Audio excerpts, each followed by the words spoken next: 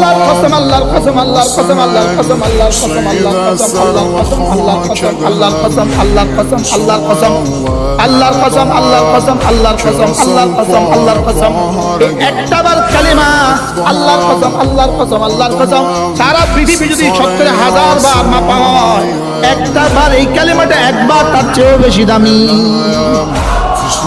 রব যেন বলবেন মুশতাক তুমি কসম খেতে খেতে কিয়ামত কায়েম করে দিতে পারবা।